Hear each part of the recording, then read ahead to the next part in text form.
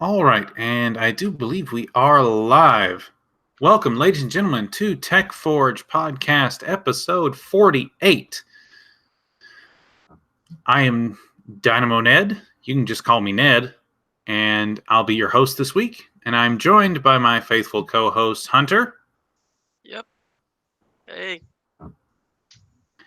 And this week, we've got a few tech stories to talk about.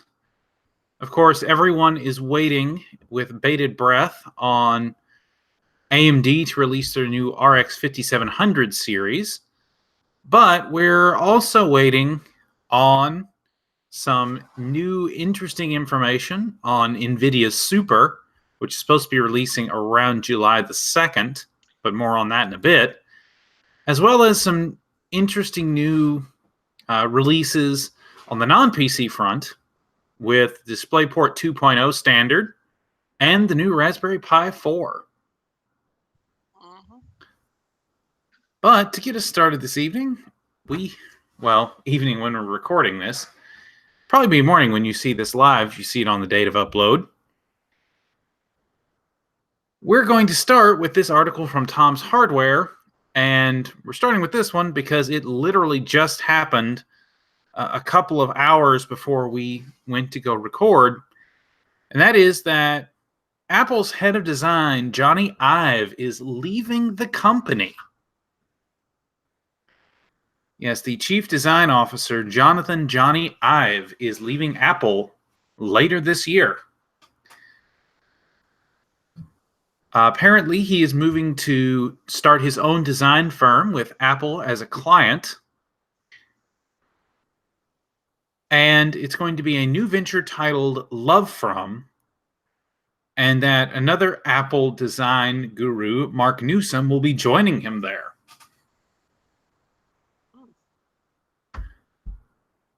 And in the meantime, the remainder of the division he was operating, which include Evans Hankey, who is the Vice President of Industrial Design, and Alan Dye, the Vice President of Human Interface Design, will be reporting directly to the COO, Mr. Jeff Williams, until they can choose a new Chief Design Officer. I've said in a statement, after nearly 30 years and countless projects, I am most proud of the lasting work we have done to create a design team, process, and culture at Apple that is without peer. Today, it is stronger, more vibrant, and more talented than at any point in Apple's history, and the team will certainly thrive under the excellent leadership of Evans, Alan, and Jeff, who have been among my closest collaborators. I have the utmost confidence in my designer colleagues at Apple, who remain my closest friends, and I look forward to working with them for many years to come. Now, this is a big deal because Johnny Ive has led the design team at Apple ever since 1996. Wow. And he is one of the lead designers on the original iPhone. So a lot of the design language you've seen from Apple over the last 30 years has been from Mr. Ive. And so him moving to his own design firm, we'll see what direction the new designs from Apple take. That is really interesting that he's forming his own company and Apple's going to be a client. So whatever obstacles that prevented him from his designs being approved or whatever, now they're going to be, unless Apple decides to not be a client anymore. Yeah, it seems a bit of an odd arrangement, but I can understand. I mean, they want to have his design expertise available, but he also wants to run his own company. So they have to give him, if as much as he's done for Apple, they almost owe him the chance to do so. Yeah. If you know what I mean. Oh, yeah. Been there for 30 years and designed the iPhones. Yeah, Definitely I mean, interested in seeing what. I mean, I'm not an Apple fan, as we have discussed, but I like hardware and technology, and at least I would like to see what he does in the future. Yeah, so we'll be keeping an eye on Mr. Johnny Ive and seeing what exactly the future holds for his new Love From Love venture. for, oh, from. Yeah, Love From. Apparently, it's Love From, and it's all together as one word. So capital LOVE, capital FROM. Well, that makes it pretty interesting because it's kind of like the OnePlus marketing schemes, the OnePlus whatever. It's just Right. love from, Mm-hmm. and then whatever the model is. So that is definitely good for marketing of the, especially if for however he designs the logo and other stuff. That's definitely a good idea. Yeah, we'll see how it goes. Yep. All right. Now, we talked about this a little bit ago, but the DisplayPort 2.0 standard, this is from PC World, promising 8K video support by late 2020. And so there is a fight shaping up in the world of display standards, and that is HDMI 2.1 versus DisplayPort 2.0.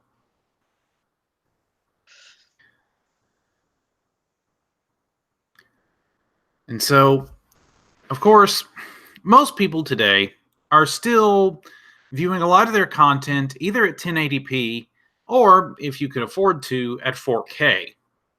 And in fact, most broadcasters here in the United States still broadcast at either 720p or at 1080p. Hmm. But there are a lot of places looking at the future at, in particular, 8K video. I know there are a number of YouTubers who recorded 8K video natively Yeah. and then basically downsample or re-render down to lower resolution. Hmm. I'm Uh, in, sure Samsung is going to have 8K TVs coming out at some point if they don't have them already. yeah, I remember back in some of the CES and the Computex coverage, there was mention of 8K displays, but you were talking in the multiple thousands of dollars, and some of them Oh being yeah, $10,000 plus.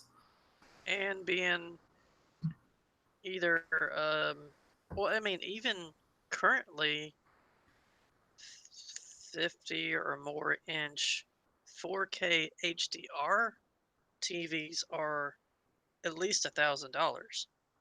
So if it's going to be 8K HDR or even just 8K, it's definitely going to be. I wonder how many houses enthusiasts who have a lot of money, of course. But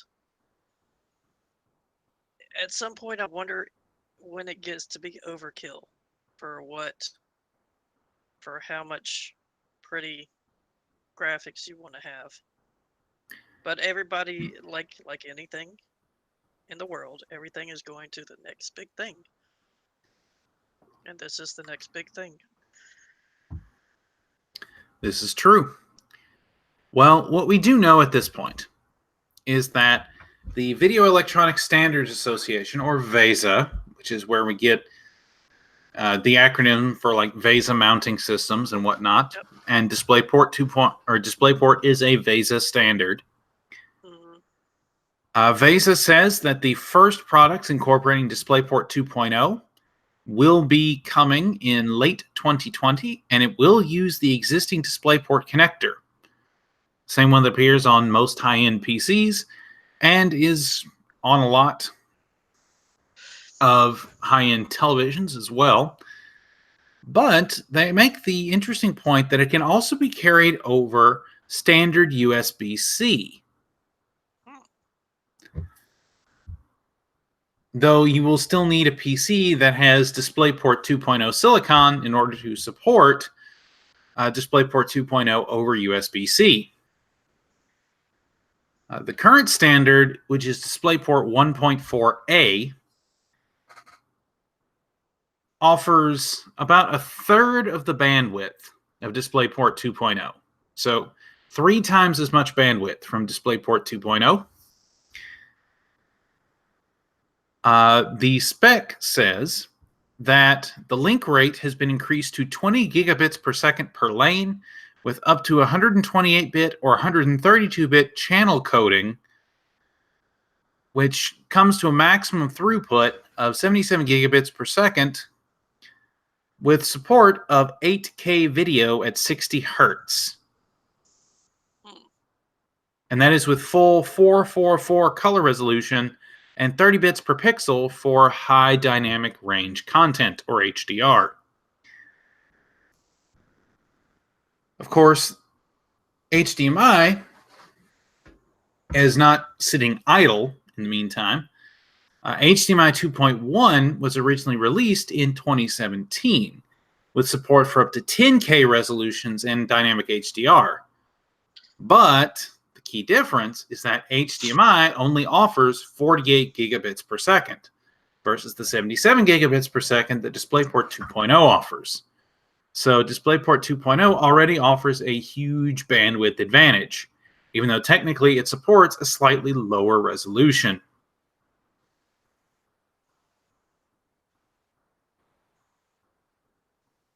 And so let me go ahead and share this from PC World because it lists for us the various resolutions that are supported by DisplayPort 2.0. So this is a provided list from VESA of the supported video configurations for DisplayPort 2.0. First, we have single display resolutions, so up to one 16K display at 60 hertz and 30 bits per pixel, 444 HDR with display stream compression. So in other words, it can do 16K, but it has to have a certain level of display stream compression in order to be able to do so.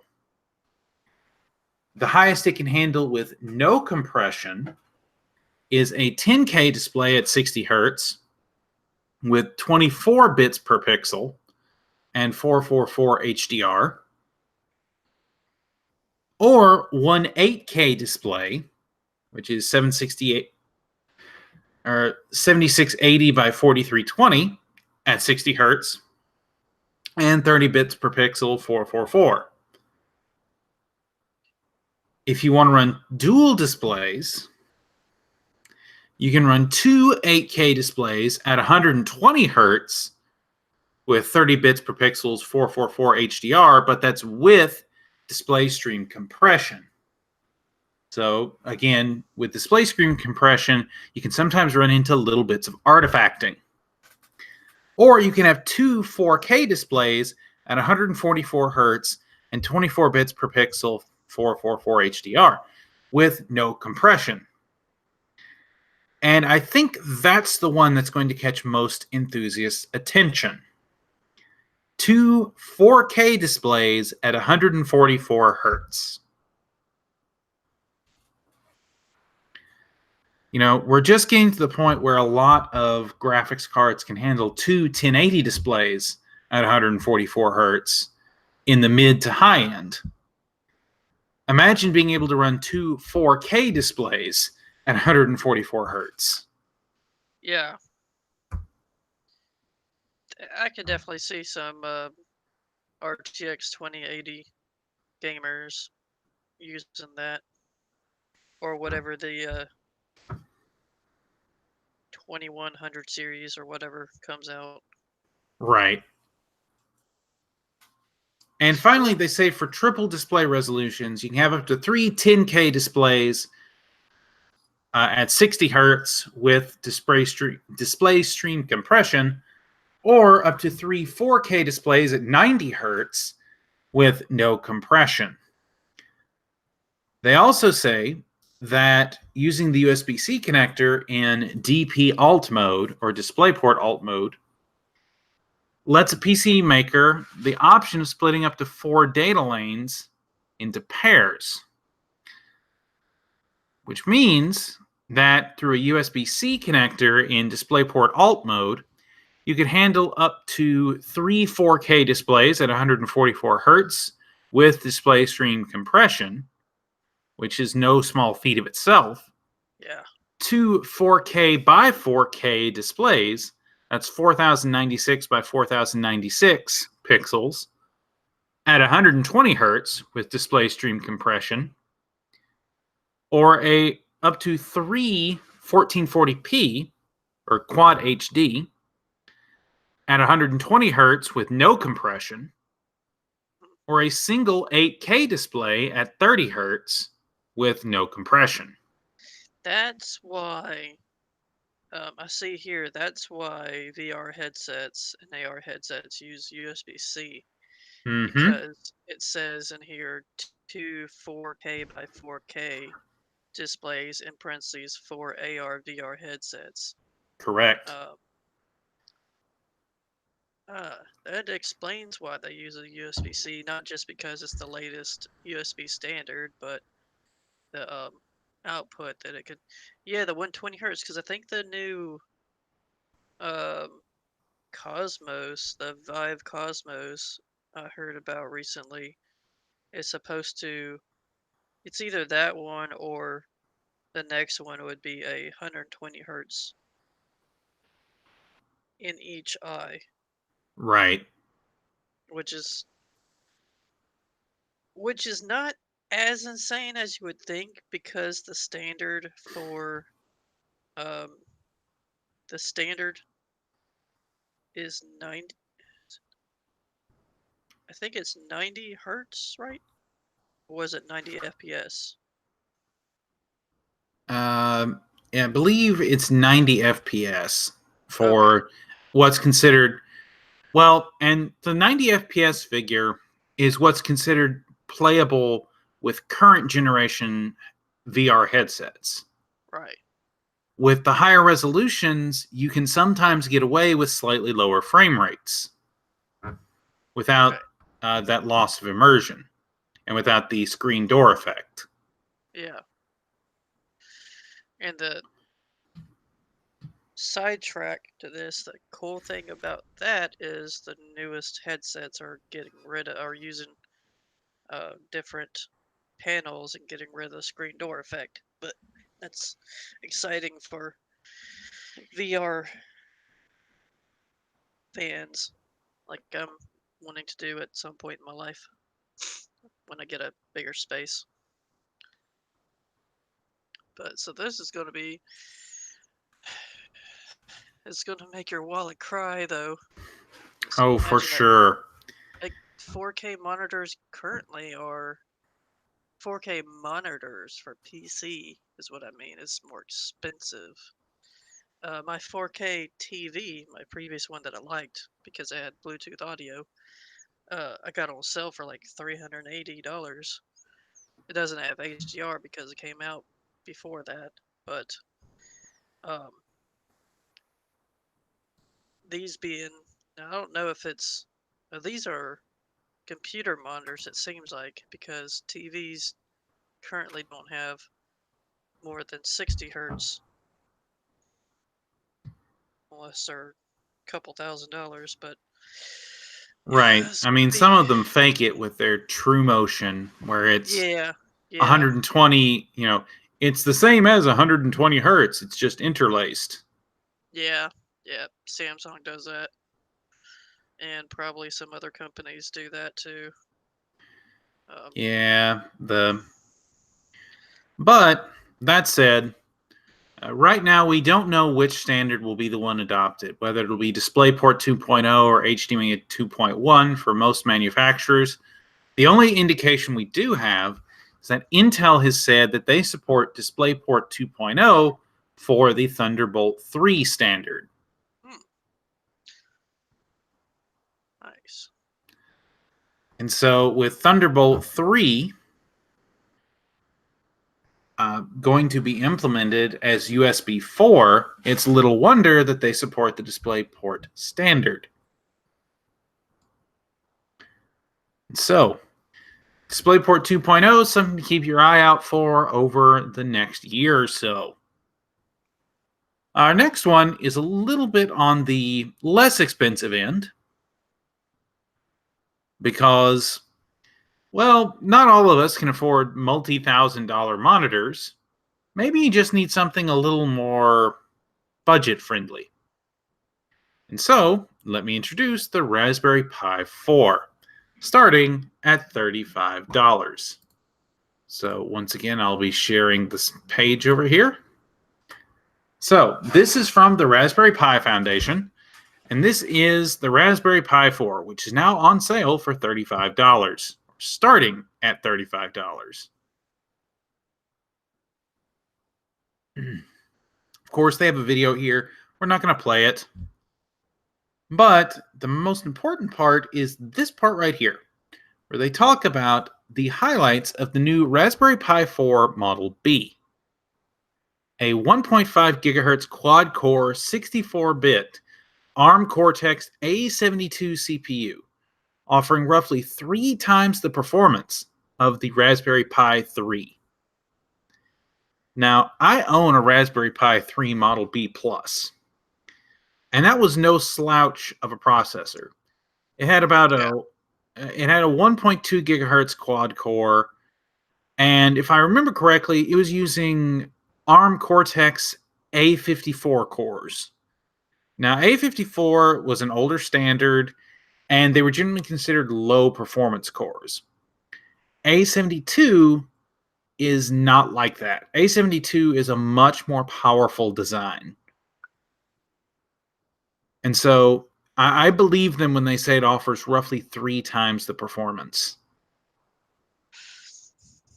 And here's the kicker for me. The new Raspberry Pi 4 Model B offers your choice of 1 gigabyte, 2 gigabytes, or 4 gigabytes of LPDDR4 RAM on board. Of course, that's also what determines the pricing. Yep. As we'll talk about a little bit further down, the 1 gig model is $35, which is the traditional starting price for the Raspberry Pi. The 2 gig model is $45, and the 4 gigabyte model is $55. Otherwise identical.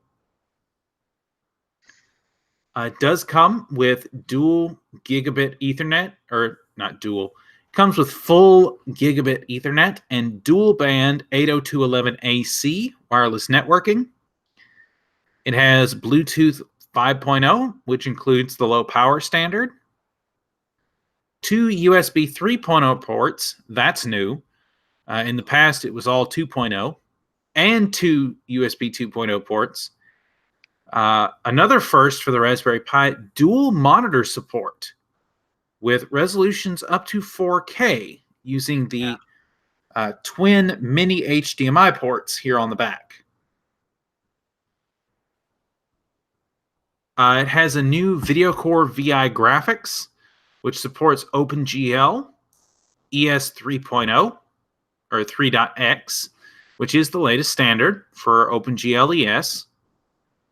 And it offers 4K 60 hardware decode video, which means, yes, this is the first Raspberry Pi that can handle 4K 60 hertz video. Now, would you want to encode on it? No. But it does offer playback of ultra high definition video streams. And here is looking at the hero shot, as they call it, of the Raspberry Pi 4. Notice all the things we've talked about.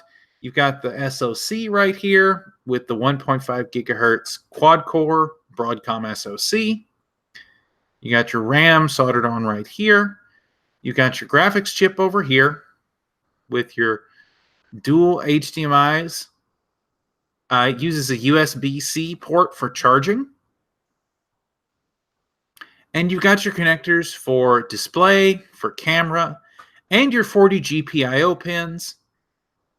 And they guarantee full compatibility with the older Raspberry Pi models.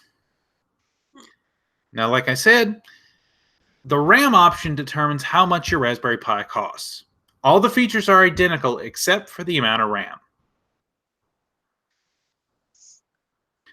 And so, me personally, I'd be interested in the 4 GB model because one of the biggest problems I had with my Raspberry Pi 3 B Plus is if you use the default Raspbian operating system, then if you try to open more than a couple tabs at a time, or more than about 2 applications at a time, it begins to chug mightily. And yes, I have used it as an emulation station. And it does very well for that purpose, for most of your 8-bit and 16-bit era games. So your NES, Super NES, Sega, all those games, it works pretty well for those. Newer consoles, though, not so much. Yeah. Hopefully, this might give us the raw horsepower to actually be able to do that.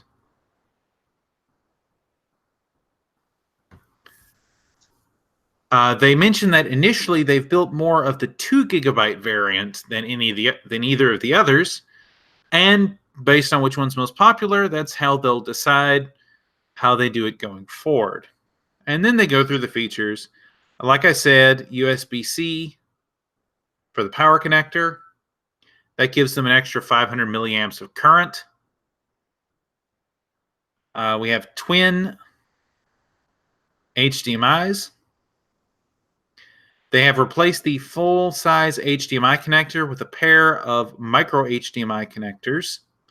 So, unlike the current Model 3B or 3B Plus, you will have to have an adapter for micro to regular HDMI if you're going to use it with a regular HDMI display. Gigabit Ethernet and USB 3.0 for the first time. And the other big thing is the latest release of Raspbian. They are basing it on the still unreleased, but still very much in testing, Debian 10, which is codenamed Buster. I've used Buster on machines before. Generally, it is very stable. Debian as a whole is generally extremely stable. That said, it is still technically the testing branch of Debian. So, your mileage may vary. And so, with all that said, they talk about some of the new accessories. This is the new case, the new official case. Of course, there's literally hundreds of designs out there for variant cases, but this is the new official case for the Raspberry Pi 4. I'm sure by the end of the week, there's going to be literally dozens of 3D printable cases that you can use for your Raspberry Pi. And I've also seen, I have the the 3 Model B. I had the black case that had, it was a Cano kit. Yeah, Cana kit. Yeah, Cano kit. It had heat sinks on it for the CPU. And it was pretty nice. It was pretty impressive to have, like, the specs on this really impressed me for a Raspberry Pi. To run a 4K monitor, it's smaller than and I also have a Intel NUC next unit of computing, a little handheld, uh, basically kind of like this, but with more USB ports of 3.0, I believe, and other stuff in it, but it's smaller than that, and I believe it's smaller than the. Well, Asus has their own Chrome box or whatever. Um, it's And I also like the 4 gig DDR4. I was impressed by them getting DDR4 because I figured they would just go with DDR3 again. Yeah, I've actually had my Raspberry Pi here. That's the case I have. Yep, it's mine too. I got mine from a Kana kit. Yeah. You can see it has that mirror finish. Woo! Yep. But let me see if I can pop the top off here. Yeah, let's see. Like that as a media streamer is still pretty good, and you can take it on the go with you. Oh yeah, it's. I'm gonna see if I can pop the base out right here so you all can get a better look. And now with the new one being pocket sized, you can take it on the go with you for a pocket streamer when you go to a hotel and don't want to have to pay for hotel media. Right. There we go. Okay. So I popped it out of the case, but this is the Raspberry Pi 3. You can't see it here because I've got the heatsink on it that comes with the Kana kit. But this is the original processor here. You can see the difference between it and the 4. This has the full HDMI Yep. Type A port and uses the micro USB rather than the USB-C. But otherwise, it looks very similar. They have swapped the gigabit Ethernet from being in the bottom right-hand corner to being at the top right-hand corner. But as you can see, the USB is all USB 2.0 on this model. And let's see. Yeah, I've got a 16 gig card in this one. Still uses a micro SD slot for its storage. Yeah. The 16 gig model that I currently have in here, I have Raspbian loaded on it. It's the latest version before the update. So I saw a discussion on Facebook group, Facebook page that somebody said, well, y'all see MMC memory. I like it having an SD card because you can have a higher SD card capacity instead of being stuck with like 16 gigs of right, eMMC space. You can actually have it be like a high-end thumb drive and be load the operating system, maybe 1 or 2, or however many. So I think I have a 64 gig in mine, either that or a 128. But it makes it into a pretty compelling small form factor computer, yep. especially for a Plex server or Kodi server. And I've seen a controller, like a Game Gear controller. Somebody 3D printed the controller for that. I saw a miniature computer. I saw a miniature. It was a miniature laptop computer. I saw a somebody 3D printed a arcade cabinet miniature and put it in there. I've even saw the Raspberry Pi put in somebody's at QuakeCon a few years ago. I saw somebody built a um, Nuka-Cola cooler, the Nuka-Cola like vending machine cooler, I remember and have that. Raspberry Pi fueling the screen. Yeah, that was running the Nuka World videos at the very top. Yeah. I do remember that. I've also seen like somebody put I think 20 Raspberry Pis together Into and a made cluster. in cluster, and then the build your own the child build your own laptop. That was 3 Raspberry Pis put together.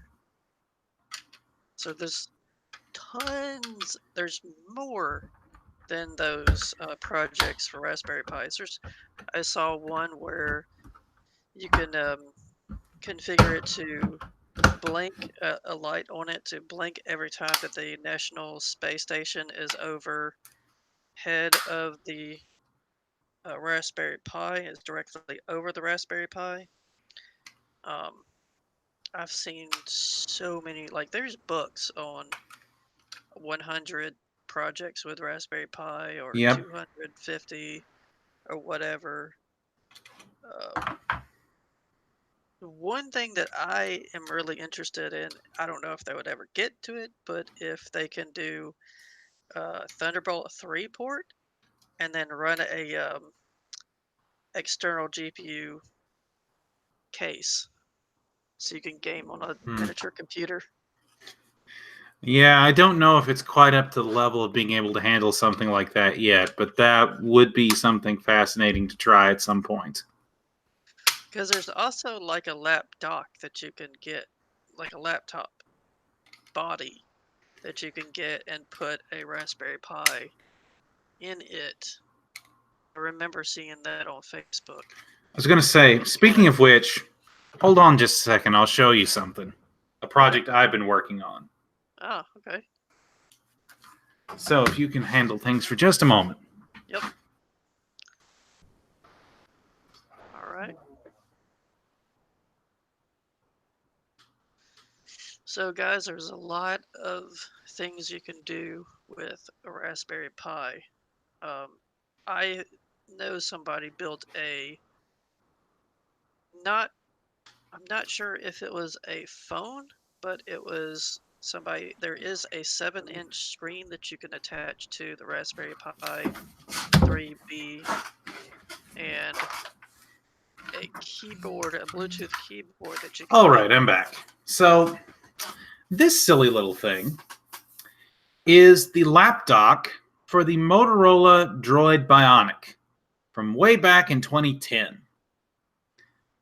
Funny thing about it, if we take a look here, the connector that connected the Bionic to this little laptop, which is basically nothing more than a keyboard, a display, and a battery, is a micro USB connector and a micro HDMI connector. Gee, I bet if I took a cable and I spliced it to where I could take the power signals and the data signals and split it into a Y cable from here, I could input it to the Pi, and then have the display feed from the HDMI through an adapter to the little micro HDMI here. And it does come with USB ports built in. And when you open it up, lo and behold, you have an 11-inch notebook. See, that's the fascinating thing I like about PCs. And it comes with its own power supply. So that's the fascinating thing I like about unlocked computers. Try not to name the one that doesn't give users the ability to do stuff like that. But there's so much to do with either Windows-based or Linux-based or Raspberry Pi-based computers that like there's a whole maker community built around what if I can do this? What if I can do that? And that's the thing that fascinates me about one of the many things that fascinates me about computers is seeing all the projects that people have come up with that I wouldn't even have thought of. Yep. It's fun. I have had a lot of fun with my little Raspberry Pi and done a lot of different things with it. Right now, it basically sits connected to my TV. And if I just want to do some light web browsing without having to do anything, super serious or jump on a laptop or something, I just fire up my Raspberry Pi and go to work. Yep. It does have a little trouble with Twitch streams, though. When I'm trying to stream something from Twitch and just watch it on my TV, it has a little trouble with that. But other than that, it's been an excellent little device for me. It handles YouTube like a champ, oddly enough. Nice. So, anyway, we've probably talked more than long enough on the Raspberry Pi 4. Let's get back to PCs. And in particular, every few weeks, we have yet another Microsoft bungles the launch of Windows story with whatever the latest update for Windows 10 is. Well, sadly, we have another one of those, although this one is a little bit brighter than most. This is from ZDNet. Yes, that ZDNet. But Microsoft is notifying users if their devices aren't ready for Windows 10 1903 update. Some Windows 10 users are seeing notifications from Microsoft that their devices are temporarily blocked from receiving the Windows 10 1903 update. Now, the Windows 10 May update, or update 1903, has had some bugs and issues that we've discussed numerous times on this show. In particular, it's called the May update, but it was originally designed to launch in February. Or April, technically. But the original releases were in February, and it caused all kinds of problems with the beta testers. And then there was the whole fiasco where people who were on the stable branch, when they updated at the wrong time of the month, wound up getting beta updates. And then it was supposed to launch in April, but there were still too many bugs, and so they pushed it to May. And yeah, and it's still being rolled out to people. And some people cannot download it yet. And the message that some people are getting is this: the Windows 10 May 2019 update is on its way. We're offering this update to compatible devices, but your device isn't ready yet. Once your device is ready, you'll see the update available on this page. There's nothing you need to do at this time.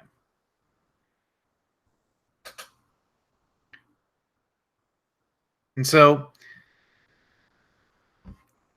Microsoft did say, way back at the end of May, on May the 21st actually, that they were going to start automatically updating devices running the April 2018 update and earlier versions of Windows 10 to Windows 10 1903. And, well, this caused some outrage in that some of the enterprise community and commercial customers did not like this idea that they were going to be forced to update outside of their traditional update periods and plans. But they did put out a statement: commercial customers who manage their Windows updates will have their policies regarding when updates begin to be offered to their devices respected. Those customers who are using Windows Update for Business policies to determine when their devices update will not be pushed an update until their deferral period has lapsed. That still doesn't sound good, because what if companies haven't gotten their stuff ready, their computers ready when the deferral period has lapsed? Then it still sounds like it'd be a forced update. Well, that's kind of been my gripe with Windows 10 in general, is Microsoft seems to be slowly taking control away from users of when they're allowed to update. Mm-hmm. Now, for your average consumer user, in some ways that's not necessarily a bad thing, because most consumer users don't understand that, yes, you need to update. Yeah. And to the average user, updating Windows looks like some kind of arcane ritual that they are unfamiliar with and they don't want to mess with. So on certain versions of Windows, I can understand. Windows 10 Home On consumer devices, I get it. What I don't like is the fact that Windows 10 doesn't always respect what you tell it about updates.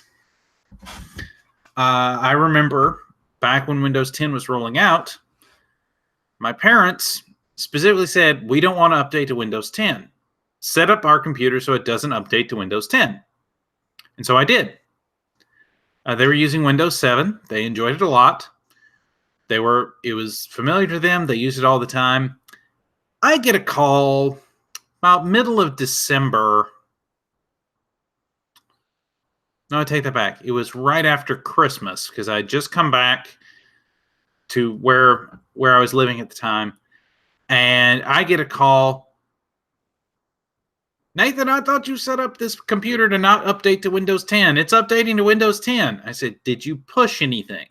It said there was an update, so I told it to update. Yeah.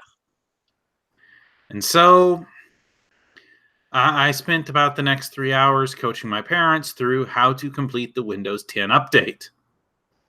And they've been using Windows 10 ever since, and they haven't complained too much about it. But yeah, the whole way Microsoft has been handling updates and upgrades for Windows 10 has just been a royal mess. And this just adds to it because I appreciate them being more transparent, saying, hey, we're not updating your machine because your machine doesn't have all the compatible updates to do so yet. I respect that. What I don't respect is the way Microsoft basically is telling people, we're going to update whether you like it or not. It's just a matter of when. Yep.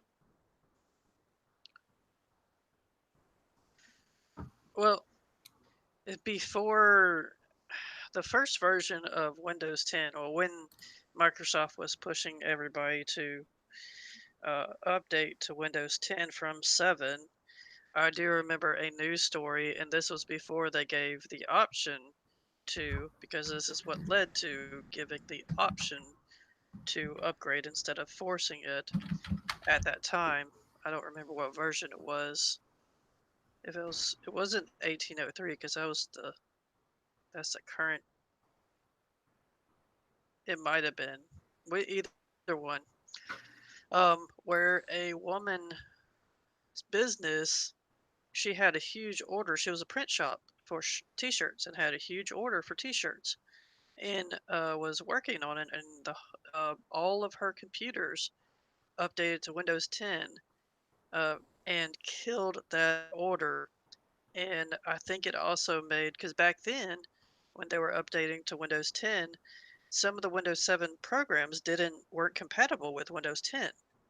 Um, you had to either update the programs manually or do something else to make it compatible with Windows 10, but it killed her order, and she sued Microsoft, and she won because Microsoft didn't tell anybody that they were Mm-hmm. doing this.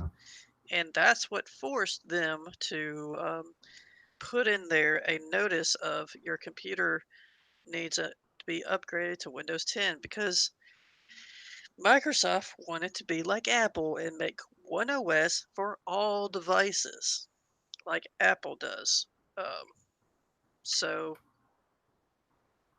yeah, so that created the and it sounds like they're half and half, wanting to go back to the you can choose when you update or not. My computer restarts when there's a update, and I don't have a choice because I'm not at home. If I leave my computer on, I'm not at home to say, no, don't update yet. But people who are in Windows Insider and they find out and they can test. It took Microsoft a while to do this, but they can test updates on their computer before, and they are the ones who test it and give feedback to Microsoft on what works and what doesn't. It took Microsoft a while to figure out that they need to have tester group instead of using everybody in the world Mm-hmm. as the testing group instead of killing everybody's business in personal computers. Because Windows 10 on my NUC, I had a 2.5-inch SSD. It had Windows 7 on it. I used it for a media server, a media streamer device. It went up to Windows 10 and got stuck at, I think, 57% or 60% and just stuck. I was like, are you gonna do anything? And then it like did that for more than the time it should have. I think it was probably like 10 or 20 minutes. Like, what's going on? So I did the only thing I could do, which was the thing you shouldn't have done, is restarted the computer, and it bricked my computer.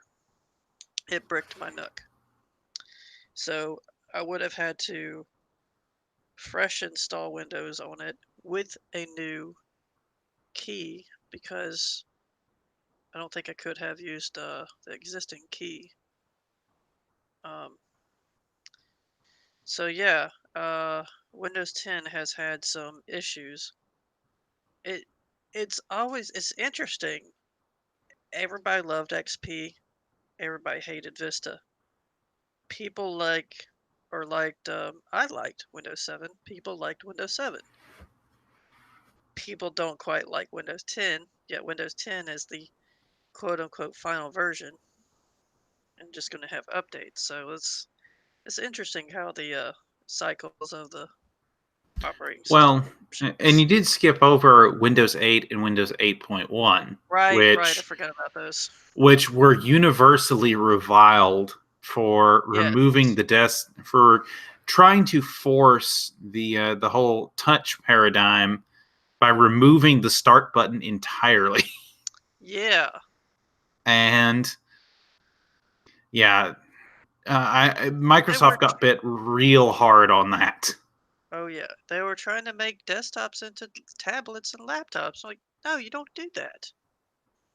They were No, still trying to make it. Huh? there's a very different usage paradigm between a tablet OS and a desktop OS. Yeah. I think that's part of the problem, really, with some of the in between devices, like the Microsoft Surface. Hmm. They wanted to have a tablet like OS for that, but still have the power of a desktop operating system. Hmm. And that's why you wound up with abominations like Windows 8 for RT, Yeah. for ARM processors. Yep. I remember that fiasco quite well. Yeah, the whole mess really boils down to the fact that Microsoft wants a single operating system for everything, but the problem with being a jack of all trades is that you are a master of none. Yep. And so, with that, let's move on. You know what? Since we're talking about Microsoft, we'll go ahead and do this one first instead. So, this is the part where we normally move to the AMD part of the show. But I wanted to talk about this because it does involve AMD, but it's also talking about Microsoft. So, this comes from the Petri IT knowledge base.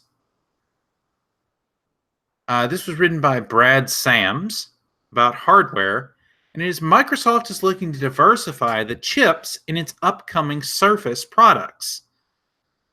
I had a friend who had an original Surface, the one that was the Surface RT that had Windows for RT on it, that was such a fiasco, and eventually they just killed the OS, and so that killed all app support for it, and so he wound up with an original Windows Surface that was basically unusable. Hmm. And so Microsoft has made some missteps with the Surface. Now, I think their current Surface products are generally pretty good. The problem with them, in my opinion, is that they want to charge Apple-like prices for a distinctly not Apple-like product. The Surface Laptop in particular is the one that comes to mind, that the prices on that were absolutely ridiculous. And if I was going to pay that price, I might as well go look over at the MacBooks. Yeah. Still, given that fact, in the past, Microsoft has built their Surface laptops and their Surface chips on their Cherry Trail architecture, which was, well, it was their Atom series, and Cherry Trail had some problems, namely performance problems with the very low TDPs it was expected to operate under. And they also used Skylake on several of their products, and well, with Skylake, they got burned with the fact that Windows 10 was still immature, and the Skylake chips were also brand new, and they wound up with certain Skylake chips fizzling out and when put under Windows 10 load. But since then, Microsoft has been looking at other possibilities for the Surface lineup. And in particular, AMD's Picasso SoC, which is their small system-on-chip embedded solution, is what they're looking at for the next Surface laptop. In particular, the Zen Plus 12 nanometer variant, based on, like I said, based on the Zen Plus core. And they're also looking at a Surface Pro, not the laptop, but a Surface Pro, the tablet version, with a Snapdragon chip inside from Qualcomm.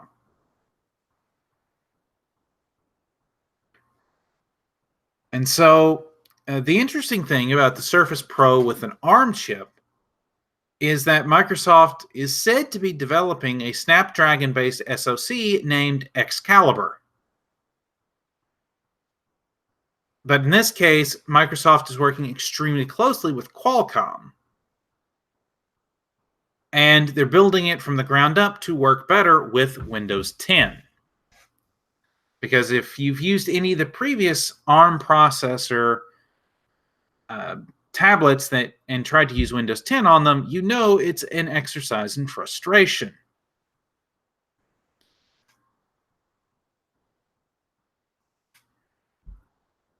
Earlier, this is what they're saying from Petri. Earlier this week, Forbes posted what they believe to be the specs for the upcoming Centaurus device. The hardware, which features two displays that are connected with a hinge, has multiple configurations. Some have an ARM processor, but others are based on Intel. So Centaurus has kind of been this rumored Surface tablet that folds out into a double-sized tablet screen that you can use either as kind of a pseudo notebook or as a large drawing tablet-like device.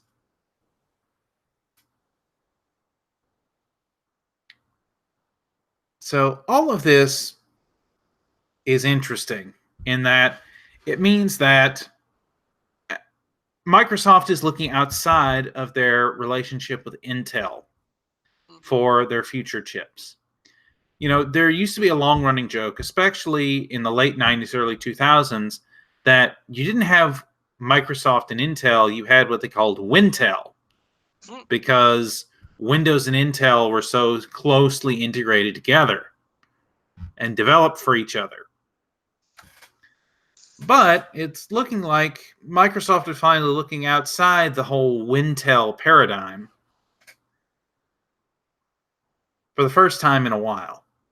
Yeah. You know, but we'll have to wait for now. Most of the time we find out about new Microsoft Surface devices with an event in October. But we'll see what happens between now and then. So if you want to, down in the comments, would you be interested in an AMD Surface laptop or a Qualcomm-based Snapdragon Excalibur Surface Pro. All right, so that's not the only thing looking up for AMD CPUs. There was a leak this week. Yes, yet another leak about the Ryzen 5 or the Ryzen 5 3600. The Ryzen 5 3600 had a benchmark leak from Cinebench 15 and Cinebench R20. This is from the Spain-based tech review site El Chapuzas Informático, where they put it on an X470 test bench and tested it against the Ryzen 7 2700X and against a Z390 test bench with the Core i9 9900K. Now, as with all leaks, take this with a grain of salt. But I'll go ahead and show what their results were here on the screen now. Basically, what they found, this article is from TechSpot, but these graphs are originally from El Chapuzas Informático. They tested the Ryzen 5 3600 on the Gigabyte Aura Gaming 7 Wi-Fi motherboard with G-Skill Flare X, DDR4 at 3200 MHz, and an RTX 2080 Ti Founders Edition. So you'll notice they have the Ryzen 7 2700X, which remember is an 8-core 16-thread chip on the 12-nanometer Zen Plus architecture, versus the Ryzen 5 3600 on X470 and X570, as they claim to have an X570 engineering sample board, and against the 9900K. Notice they have CPU monohilo, which basically means this is single-core performance. The Ryzen 7 2700X scores a 176 in Cinebench R15. The 3600 scores a 196 and 197 respectively, depending on whether it's on X470 or X570. And the 9900K scores 204. Now, take a close look there.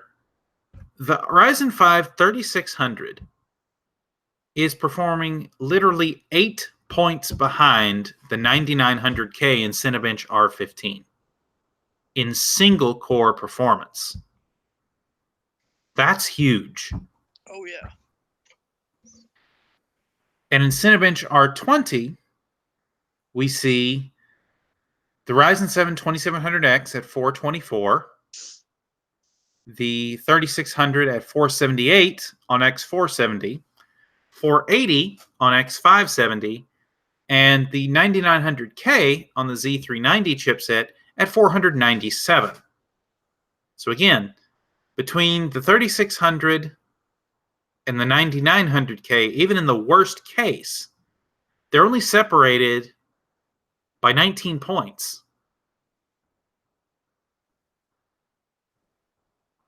That is nearly margin of error. Yeah, that is really impressive for a 6-core 12-thread to nip on the heels of an 8-core currently highest end unlocked Intel On the mainstream chipset. on the mainstream.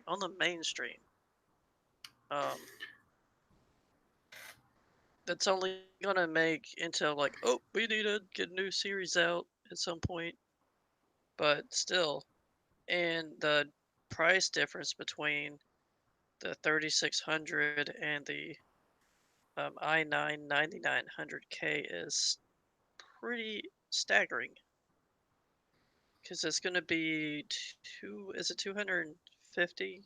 Is it 200? The 3600, the non-X variant, is going to be 199. Yeah. The 3600X will be 249. Right. Assuming they follow the same conventions as in the past. Right. And the i9 9900K is 500 something, I think. Yes, I think it was close to 530 on the low end. Yeah. So you're right. That is a huge price gulf. Oh yeah, basically $200 versus basically 500 or 530. That's quite a jump to I be. mean, for that price difference, you could upgrade a whole tier of GPU higher. Yeah. And the fact that the 3600 is overclockable. Um, either on air, like a big knock to an air cooler, or uh yeah, the i9 gets up to 5.0, and the um, Ryzen 5 3600 is probably not going to get to that level, but still, for about $300 cheaper, that's still really good. Like the 3600 we were talking about it before stream, before the show, and it could get up to, because the previous set was 4.3 was the max boost for the Ryzen 7s, and I saw the 2600 get to 4.5. Some people on different forums say 4.5. Maybe depends on the Yeah, but that was end under of the. pretty exotic cooling, if I remember correctly. Right, right. So probably 4.0, or was it 3.8 to 4.0 was the On highest? air was pretty normal for the Yeah, 2700X. right. You could manually overclock. If you got good silicon, you could manually overclock to about 4.2 to 4.3. And if you had a Yeah. pretty exotic cooling solution, you could sometimes push a bit past that, but very few people were able to. Mm. Uh, I know our friend Jason, who hopefully will be joining us back again soon.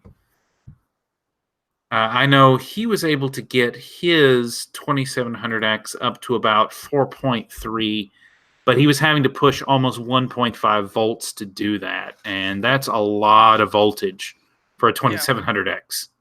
yeah, And that was on a 360 millimeter all in one liquid cooler.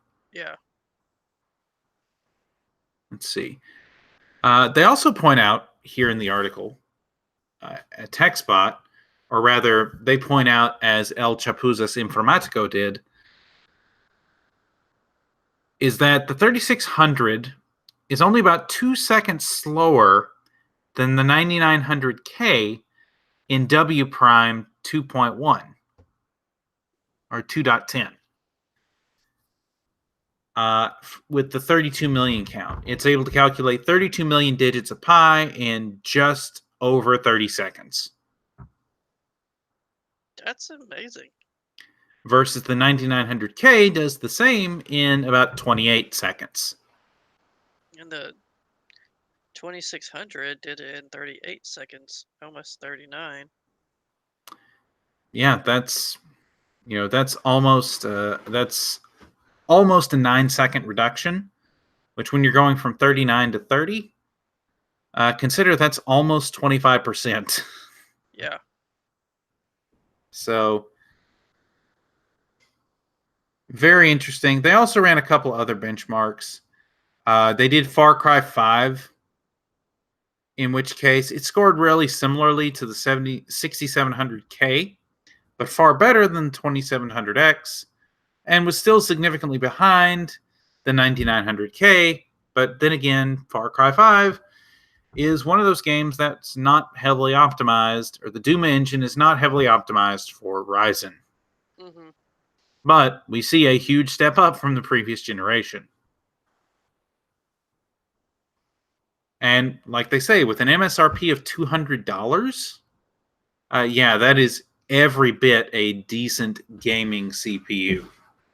hmm. So July 7th cannot get here fast enough. Yeah. $200. That's like a really cheap laptop. But I mean, I know it's one part of a computer, but still, that's for people who already have a B450 or even X470 to just load a BIOS update and pop that new CPU in. That's gonna be. I don't know if I want to go up to if there's much benefit for me to go up to the 3600, but it's definitely tempting. Well, I mean, the fact that it's supposedly performing better than 2700X in single core performance almost makes a quote unquote downgrade from an 8 core to a 6 core seem like a viable idea. Unless you're Yeah, doing things that require the threads. I mean, right. I'm still sitting over here running an 1800X, Yeah. which, stay tuned. We have some hardware deals we want to talk about, but let's just say you can get yourself set up to upgrade to a 3600X or a 3600 for less than the cost of a 3600. Hmm. Let's see. Speaking of leaks, Radeon leaks for the RX 5700 XT. And so, obviously, the official benchmarks aren't out yet. Those aren't supposed to be out till July the 7th. There have been some leaks. There was a review that was posted outside of embargo. That got pulled pretty quick, but not before we got some leaks on the 3D Mark Time Spy numbers, which firmly put the RX 5700 XT in the same relative performance as the RTX 2070.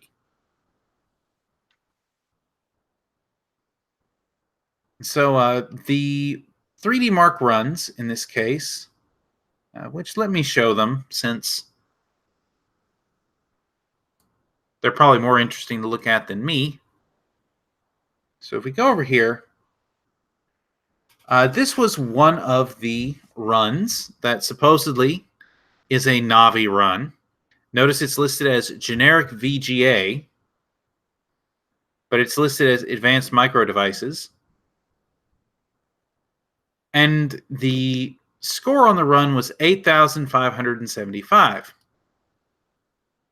But if we go further down, it gives us a little more information about this card. It's a generic VGA with 8 gigabytes of memory and a core clock of 1,878 megahertz, which is one of the indicators this is likely a Navi graphics card because, frankly, none of AMD's current crops of graphics cards can actually hit those kind of core clock speeds. And it shows us here, they tested this with an 8700K on an Asus ROG Maximus X Apex board. Oops, skipped ahead. And here's the detailed scores where we have the interesting bit where the GPU score is 8,719. Now, why is this important? Because it gives us some interesting data to play with. Keith May, over here at WCCF Tech, who wrote this article, used this information and compared it with the information he had collected from his own test bench for these graphics cards to get a relative viewpoint. Of course, he does not have a Core i9-9900K. Or excuse me, he has a Core i9-9900K on a Z370 EVGA motherboard, and he's using G-Skill Trident Z DDR4 3200. And so there is likely to be some difference within these numbers, but it does give us a pretty solid base to look at concerning relative performance. Because yes, the RX 5700 XT might perform a bit better on Keith's platform rather than the leaker's platform. But as we can see, that 8,719 for the Time Spy graphics score is right in line with the 8,901 of an RTX 2070 Founders Edition, and is significantly higher than the RTX 2060 and the Vega 64. All of that said, it's not a clear win. But again, this is a leak. It's a leak based on a system that has a different test bench. And so all of this should be taken with numerous and large grains of salt. Mm-hmm. Of course, I wouldn't recommend it, but if you did take a stroll down there, WCCF Tech's comments section, of course, it is a show of trolling of the merciless variety. And would not recommend. Mm-hmm. But even if it turns out that the RX 5700 XT is a little bit slower than the RTX 2070, but it does come in at that $449 price, I think that's close enough that $50 price difference could actually make a difference and make it the better value. That said, if what we hear about NVIDIA's super lineup is true, then NVIDIA may be prepared for this and might have something to counter it. But again, we'll talk a little bit more about that in a few. For now, let's take a look at some of the Intel information that we have this week.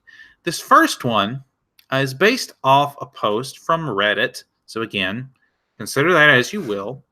But this post on Reddit shared an article posted to Intel's internal employee portal called the Circuit News.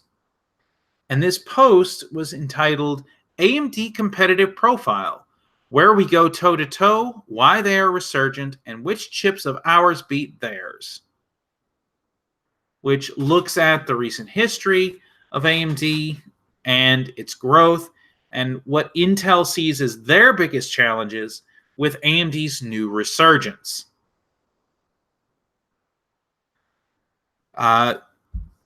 Over on Tech Power Up, they have the full text of the article in case the Reddit post gets pulled.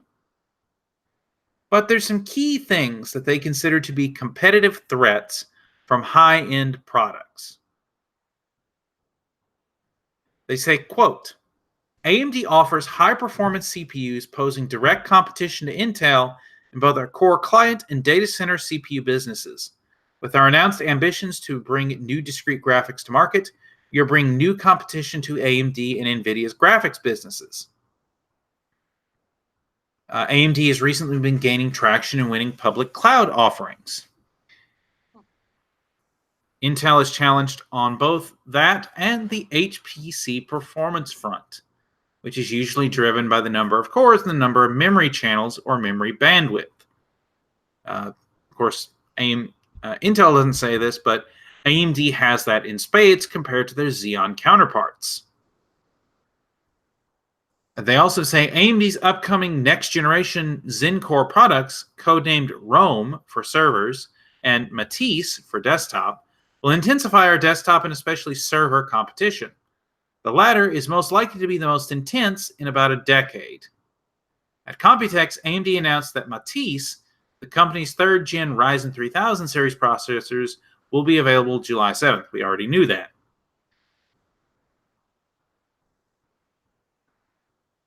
And so they also say that while what is Intel's positioning regarding these multiple competitive threats, today into the near future, says Intel's AMD competitive expert Steve Collins, we will be facing tough competitive challenges. So Intel is finally admitting that AMD is putting them in between a rock and a hard place. But they say they have some key points on how they plan to challenge AMD. Namely, Intel's 9th gen core processors are likely to lead AMD's Ryzen-based products on lightly threaded productivity benchmarks, as well as many gaming benchmarks. For multi-threaded workloads, such as heavy content creation workloads, AMD's Matisse is expected to lead. In the long-standing industry debate over benchmarks, whose to use, Cinebench is often used by AMD since it favors high-core thread count and represents one of the best case benchmarks for AMD. Intel, of course, believes that Cinebench is not a representative benchmark for general performance evaluations and real-life workloads. Intel continues to work with press on using real applications to evaluate performance to produce pieces such as this one from PC Perspective. And they have a link to a PC Perspective article. Of course, I feel obligated to mention that the founder of PC Perspective, Ryan Shrout, now actually works for Intel. What? This is true. Holy crap. Of course, Ryan Shrout no longer has anything to do with the day-to-day operations of PC Perspective, but I just felt it was worth pointing out that PC Perspective has had a long-going relationship with Intel, where they have often got exclusive access to particular things, and the founder of PC Perspective, Ryan Shrout, now actually works at Intel. Wow. So take that for what it's worth. They also say, in general, Intel's mainstream Xeon server products will be challenged on throughput-oriented benchmarks that scale well with core count. Architecturally, AMD's Rome product for servers is improved over first-generation EPYC, but Xeon is still expected to have cache and memory latency advantages.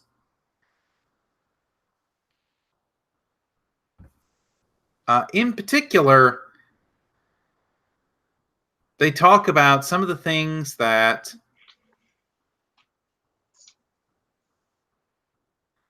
some of the ways that Intel is able to counter. But some of the most interesting things is some of the user-submitted comments on the internal Intel thread. Quote, "The secret sauce section of this article makes me personally cringe. There isn't one piece of evidence that makes me hopeful for Intel in the short term when it comes to competing versus AMD. No numerics at all, except for how big our former SSG, Software and Services Group, is. Having more software engineers than AMD, not convincing. Technology portfolio, not convincing, especially given that AMD has much more graphics gaming technology expertise. AIDL expertise, it's pretty clear that we are following in this regard as well. AMD is on fire, especially given its size." Also,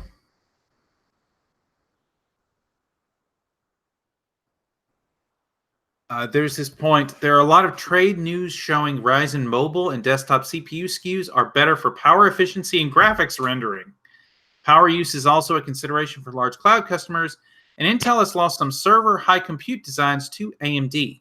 Given this competition, how is Intel responding? These are comments on the internal thread that have been shared to Reddit.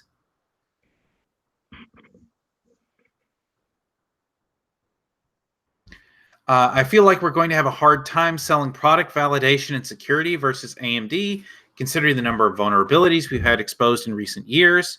We've become a running joke in a lot of the enthusiast communities, and there have been a lot of complaints about the amount of performance systems have lost in the patches.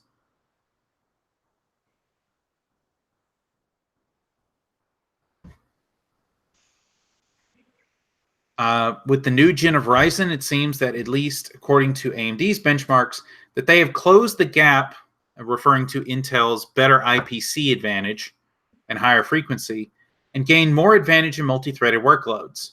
And AMD products are already more popular in the DIY desktop space, but we still had an advantage in gaming. If AMD performance claims are true, we are looking bad even from that angle.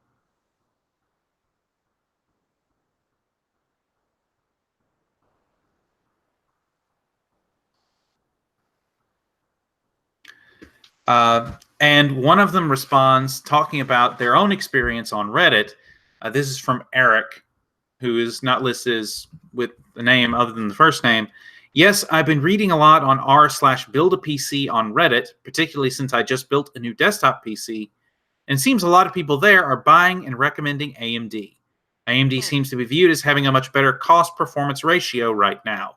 That's from an Intel employee Wow. talking about what he has seen in the enthusiast community. Remember, all these comments I just read are from internal Intel employees that were leaked to Reddit. And so, again, it is a leak. It's from Reddit. Take that as you will. But given that the paper that we're looking at is written by a known Intel employee and discusses many of the issues that we've been talking about for weeks on this program, months really at this point, and some of these comments from the Intel employees.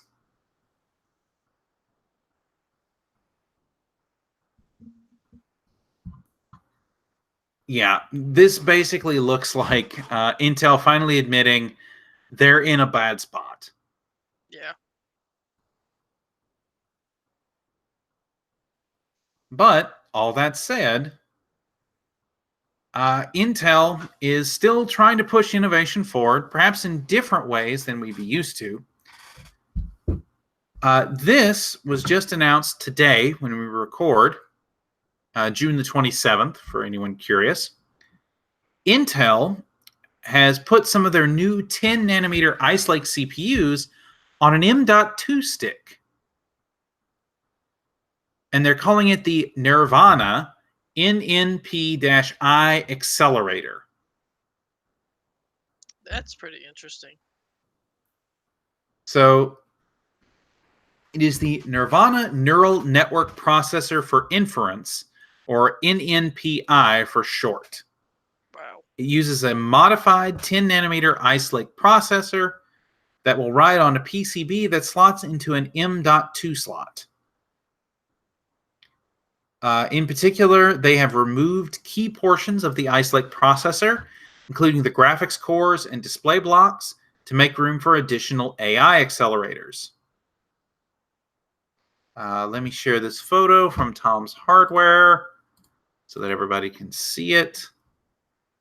That's roughly what it looks like.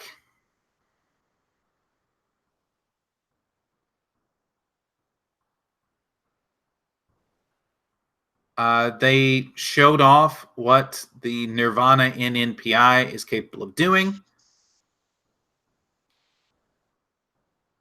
It includes the newest Sunny Cove architecture. And they say it offers industry-leading deep learning TOPS, or total operations per watt, and power efficiency. They also mentioned that the x86 cores support Intel's VNNI deep learning instructions that leverage AVX 512 to improve performance. And there's a lot more information here in the article here from Tom's Hardware, which they were invited to this event at their Israeli Development Center in Haifa, Israel, to discuss this new chip that they're introducing. Basically, it's a brand new idea, and I think it's a good one. You know, Intel's looking for ways that they can leverage their processors in new and different ways. And if they can sell to the commercial market with these neural net accelerators for AI, more power to them.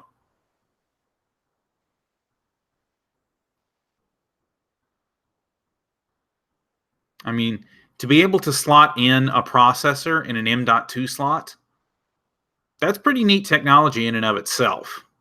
Oh yeah. Yeah, because I could make new Intel compute sticks. Yeah, I remember the original compute stick. That was a fun little device. Yeah, it was pretty interesting. It wasn't as powerful as I hoped it would be, but as I wanted it to be. But it was actually pretty cool.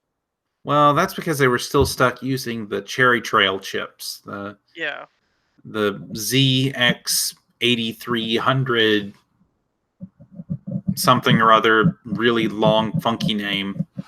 yeah. Let's see.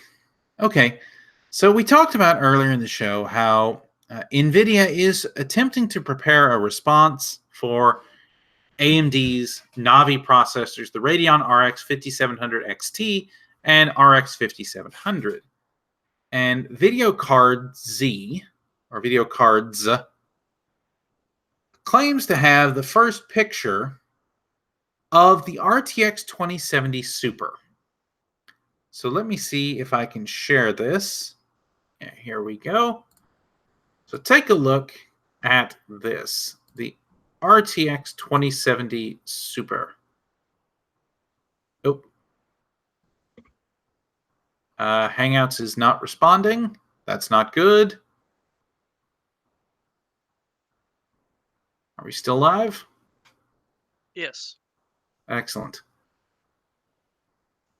Maybe in a moment it'll let me actually share this. In the meantime, we'll just continue where we left off. Basically, the RTX 2070 Super is looking to be the next generation of the RTX series graphics card. We talked about a little bit last week how really the RTX 2070 Super is just a rebrand of the RTX 2080. Well, sort of. It's going to be using RTX 2080 dies, but be using them in a way that, well, they haven't talked about the specifics yet, but it's going to be using an RTX 2080 die. And apparently the RTX 2060 Super will be using a RTX 2070 die, and the RTX 2080 Super will be using an RTX 2080 Ti die. So we'll have to see how that goes.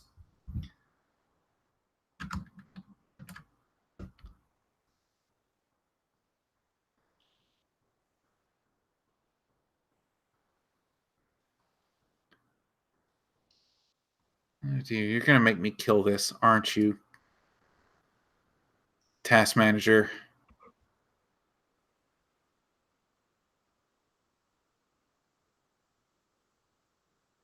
Oh no.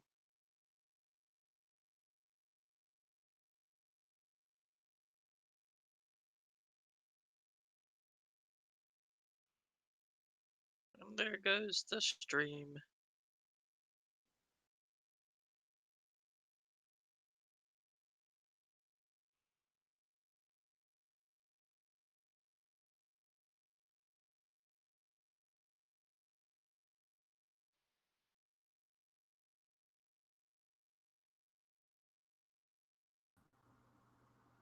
Okay, I think I'm back. Yep, I hear you. Okay, so sorry about that. Basically, had a little hiccup there with Chrome, but in the meantime, where were we? Ah, yes, I was going to attempt to share this, which is the RTX 2070.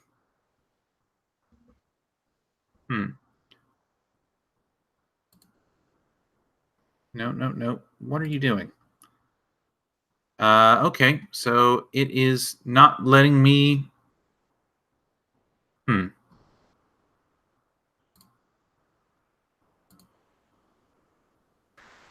Oh, probably because I had to come in again.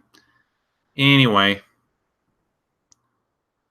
So what you're seeing here is a photo of the RTX 2070 Super, at least in theory. And so it looks a lot like the RTX 2070, just with a new fancier cooler and a green Super stamped onto it.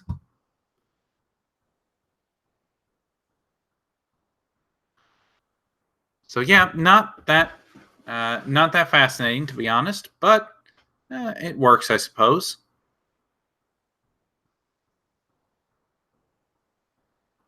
Okay. Well, that's going to make sharing the rest of this a bit difficult if it's not going to let me screen share the way it normally would.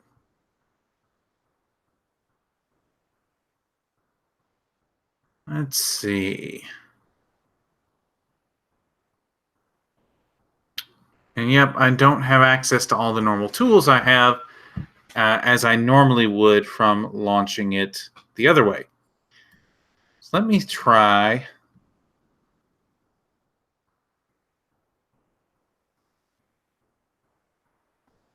Okay.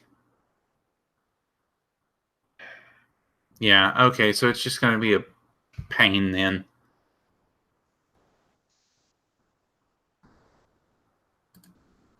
Okay, well, you'll just have to bear with me talking about some of this then. Video cards was not the only one to get some information. Apparently, the Asus has already listed their entire RTX 20 Super lineup, as well as the Radeon RX 5700 custom graphics cards that they have planned. So let me see if it will let me screen share. Okay, it does let me screen share. And so the listed graphics cards are all of these.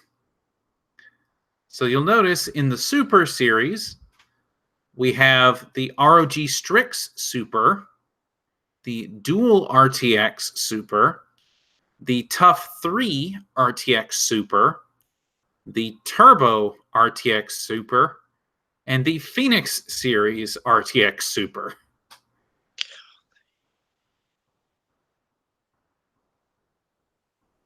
Basically, offer all the things. Basically, cha-ching to them. Yeah. And of course, this is Asus, so they're going to offer everything from the Phoenix model down here, which is going to be the the entry level, to the turbo. The turbo is usually the one that has the entry level blower style cooler. Yeah, those are the ones that look like the old.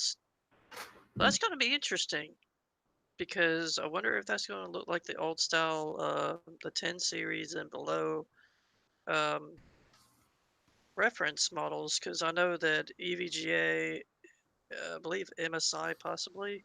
I know EVGA and Asus had their own reference style with the one fan and the cooler, like that 5700 XT looks.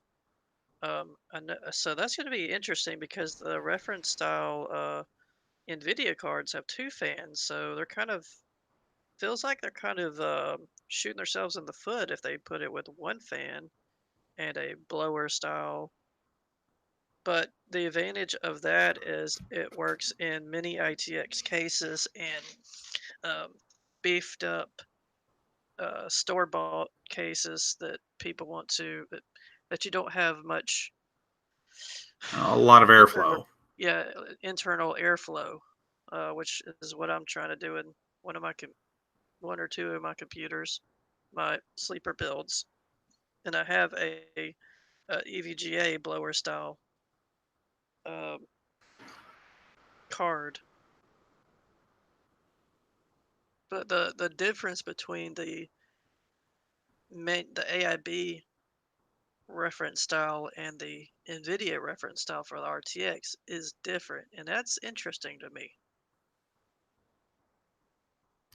Yeah, they the way they have, so if they use coolers similar to the ones we've seen in the